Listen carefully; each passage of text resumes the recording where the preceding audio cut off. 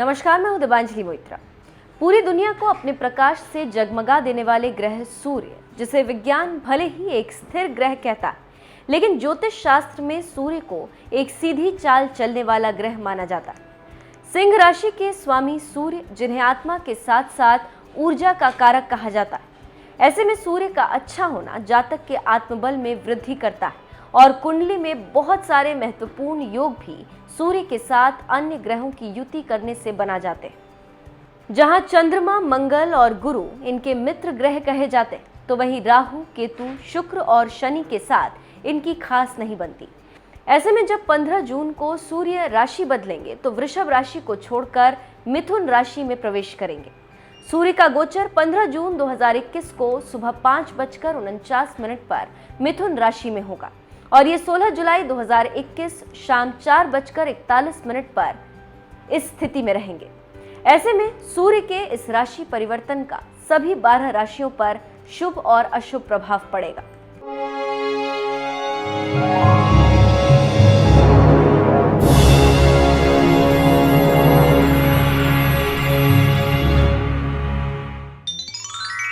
मेष राशि। मेष राशि के जातकों के लिए सूर्य का राशि परिवर्तन शुभ रहने वाला। कार्यक्षेत्र में सफलता प्राप्त करेंगे। पारिवारिक जीवन में सुख का अनुभव करेंगे। परिवार के सदस्यों का सहयोग मिलेगा। नौकरी और व्यापार में तरक्की के योग भी बन रहे। वृषभ राशि। वृषभ राशि के जातकों के लिए सूर्य का राशि परिवर्तन मिला जुला रहने वाला है। आर्थिक समस्याओं से छुटकारा मिलेगा, लेकिन इस समय अधिक धन खर्च न करें। परिवार के सदस्यों के साथ समय व्यतीत करने का अवसर मिलेगा। नौकरी और व्यापार के लिए समय शुभ कहा जा सकता है। स्वास्थ्य संबंधित समस्याओं का सामना करना पड़ सकता है। मिथुन राशि। सूर्य का राशि परिवर्तन मिथुन राशि में ही होने जा रहा है। धन का खर्च अधिक हो सकता है। व्यापार के लिए समय शुभ है। स्वास्थ्य संबंधित समस्याओं का सामना करना पड़ सकता है। जीवन साथी के साथ समय व्यतीत करें। वाद विवाद से दूर रहें। कर्क राशि। कर्क राशि के जातकों के लिए सूर्य का मिथुन राशि में प्रवेश शुभ नहीं कहा जा सकता। लेन देन न करें। इस समय निवेश करने से नुकसान हो सकता है। आर्थिक पक्ष कमजोर रहेगा। स्वास्थ्य का विशेष ध्यान रखने की आवश्यकता है। सिंह राशि। सिंह राशि के जातकों के लिए सूर्य का राशि परिवर्तन शुभ कहा जा सकता है।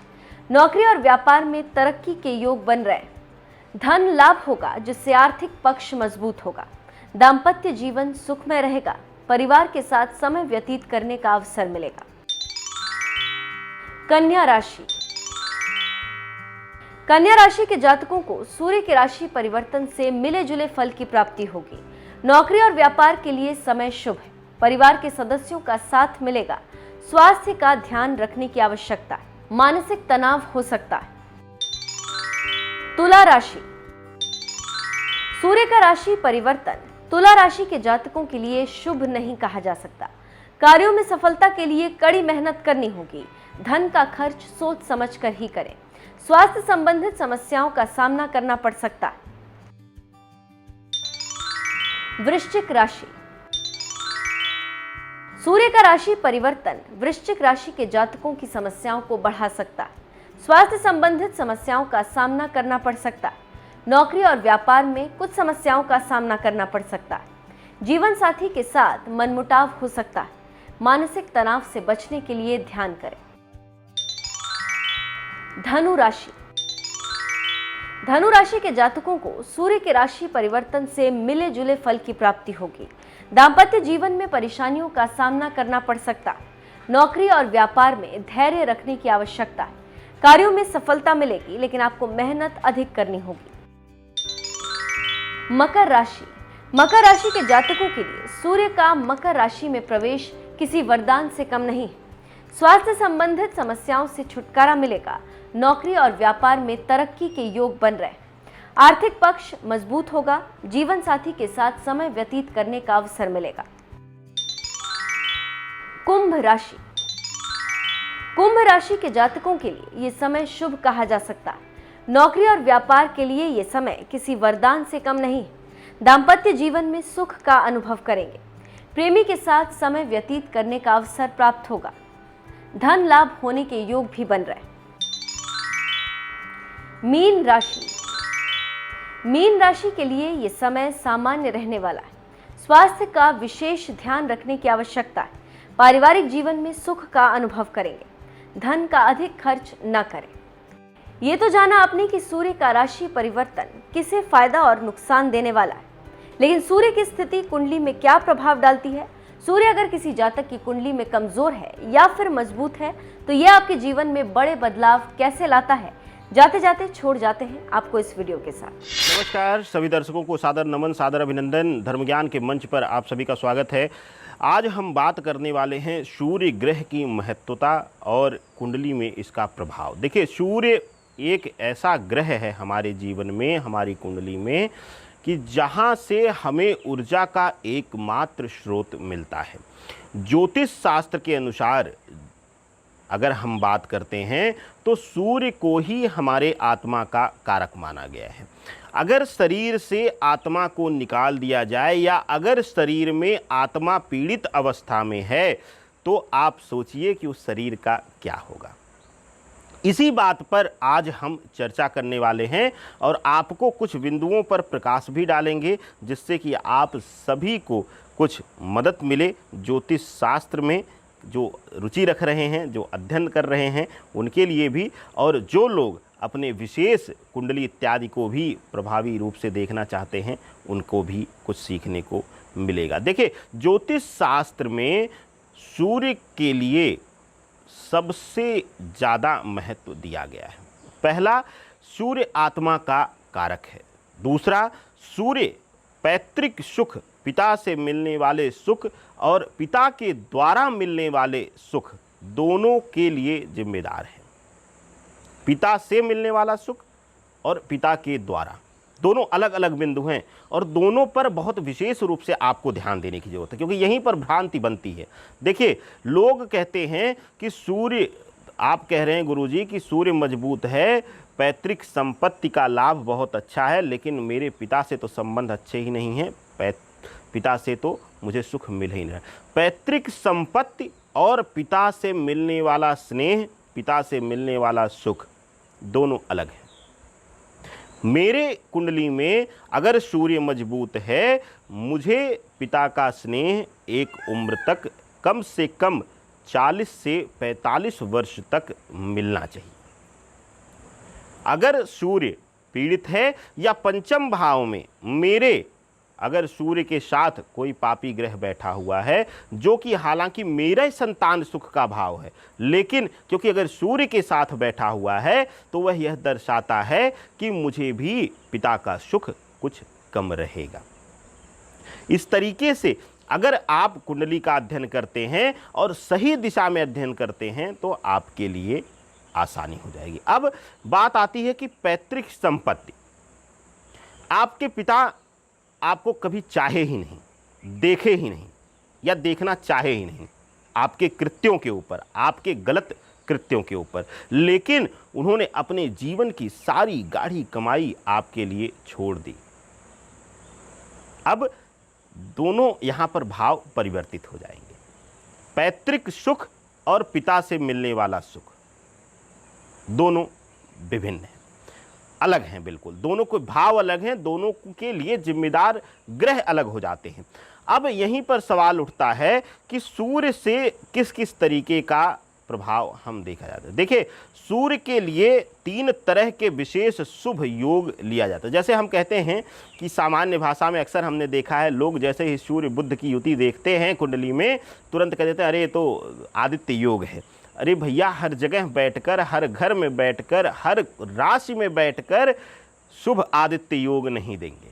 कई जगह तो ऐसा करेंगे कि आप अपनी पैतृक जमीनें, पैतृक संपत्ति बेचकर भी सुख व्यापार नहीं ले पाएंगे और हानि हो जाएगी, सब कुछ डूब जाएगा। इसी तरीके से हम ये जानते हैं कि सूर्य की अलग अलग डिग्रियां और अलग अलग ग्रहों के साथ उनका प्रभाव लिया जाता है। पहला सूर्य का जो शुभ योग बनता है वह वेश योग है। वेश योग ज्योतिष शास्त्र में कहा गया है कि अगर कहीं भी कुंडली सूर्य बैठा हुआ है, किसी भी घर में बैठा हुआ है, उसके अगले घर में किसी भी अन्यत्र, चाहे वो किसी भी राशि का घर हो, उसमें अगर कोई भी अशुभ ग्रह या फिर चंद्रमा, राहु केतु और चंद्रमा, अगर ये 3 ग्रह नहीं बैठते हैं या सूर्य कमजोर नहीं है, सूर्य पीड़ित नहीं है, तो वहाँ पर वेश योग बनता है और यह काफ़ी शुभ होता है। ऐसे लोग जिस भी दिशा में कदम बढ़ाते हैं, जिस भी दिशा में कदम डालते हैं,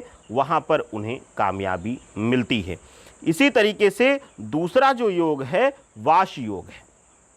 वाश योग में इसी तरीके से एकदम हम पिछले घर का प्रभाव देखते हैं। पिछले घर में अगर कोई पापी ग्रह नहीं है या चंद्रमा नहीं है तो आपके लिए बड़ा शुभ होता। पहले अन्यत्र वीडियो में मैं बता चुका हूं कि अगर सूर्य चंद्रमा की युति बनती है या दृष्टिगत संबंध भी होता है तो कई जगह वो पीड़ा देता है। तो इस जगह अगर बैठे हुए हैं तो पीछे के किसी घर में अगर बैठे हुए हैं कोई भी पापी ग्रह तो आपके लिए वह समस्या देते हैं, पीड़ित आपके लिए करते हैं। ज्योतिष शास्त्र में इस पीड़ा को बहुत ही ज़्यादा महत्व मिला है। यह पाप कृत्य में डालेगा, आपको बेवजह परेशान करेगा, बेवजह की उलझनों में डालेगा, मानसिक रूप से आपके अपनों से, पिता से, भाई से, बहन से सब जगह विरोध करवा देंगे और सभी जगह आपके लिए तनाव आ जाएगा। इसके बाद स्थान आता है तीसरा जो शुभ योग है वह है उभयचारी योग। उभयचारी योग में अगर उभयचारी योग बन रहा है तो यह आपके लिए बहुत ही शुभ और फलीभूत होने वाला योग होता है। इसमें क्या होता है, दोनों भावों में, आगे और पीछे दोनों भाव में, सूर्य के पहले घर में और पिछले अगले घर में और पिछले घर में, दोनों घर में अगर ग्रहों का उभयचारी योग बन रहा हो, लेकिन यहाँ पर वही राहु केतु या चंद्रमा नहीं होने चाहिए, इनका संयोग या योग नहीं होना चाहिए। इस तरीके से अगर बनता है तो यह बहुत ही ज़्यादा शुभकारी होता है और आपके लिए यह शुभ फल देने वाला योग बनता है। सूर्य कहीं से भी अगर डिग्री उसकी कमज़ोर है और साथ ही साथ अगर वह राहु केतु या चंद्रमा के साथ युति या दृष्टिगत संबंध में है तो भी वहाँ पर कष्टकारी हो जाता है। सूर्य कहीं से भी अगर पीड़ा दे रहा होगा, सूर्य की पीड़ा अगर मिल रही होगी तो सभी तरीके से संबंधों को शून्य करने या फिर गलत जगह पर आपको उलझाकर, गलत कृत्यों में डालकर, अपने ही पिता से दूरी करके, मतभेद करके और आपको यह पीड़ा देगा, आत्म पीड़ा देगा। कहीं न कहीं आपको हमेशा अपने आप से आत्मग्लानि रहेगी और आप बिना किसी को बताए अपने अंदर ही अंदर घुटते रहेंगे, अपनी आत्मा से संघर्ष करते रहेंगे, क्योंकि आपको अपने मूल का आभास जरूर कराएगा। पीड़ित रहेगा लेकिन आपके मूल गलतियों का आभास आपके जीवन में जरूर कराएंगे और इसी भाव से आपके मन में कष्ट बढ़ेगा और आपके लिए यह जीवन कष्टकारी रहेगा। सूर्य का स्थान हमारी ज्योतिष में, हमारे कुंडली में, हमारे जीवन में बहुत महत्वपूर्ण हो जाता है। अगर सूर्य पीड़ित है और शनि के साथ भी पापी ग्रहों की युति बन रही है, दृष्टि बन रही है, तो कहीं न कहीं आपके लिए यह बहुत ही ज़्यादा भयावह स्थिति लाने वाला है। लेकिन अगर यह तीनों योग बन रहे हैं और लग्न में, नवम में, दशम में या फिर पंचम में शुभ का सूर्य बैठा हुआ है तो आपको शीर्ष पर बैठने से, आपको चरम पर बैठने से कोई रोक नहीं सकता है। इसी तरीके से सूर्य के लाभ को देखने के लिए आपको देखना होगा कि अगले घर में या पिछले घर में या फिर उस घर में कोई पापी ग्रह ना बैठा हो या उसका दृष्टिगत संबंध ना हो रहा हो। अगर शुभ होकर सूर्य बैठा हुआ है और खास करके जैसे मैंने चर्चा किया बुध के साथ आदित्य योग बना रहा है नवम या दशम में या लग्न में, तो आपके लिए अत्यंत शुभकारी यह होगा। आप सबके शुभ मंगल कामना के साथ मैं अश्व रुद्र राकेश चतुर्वेदी आप सभी से इजाज़त लेता हूँ। नमस्कार, जय श्री राधे।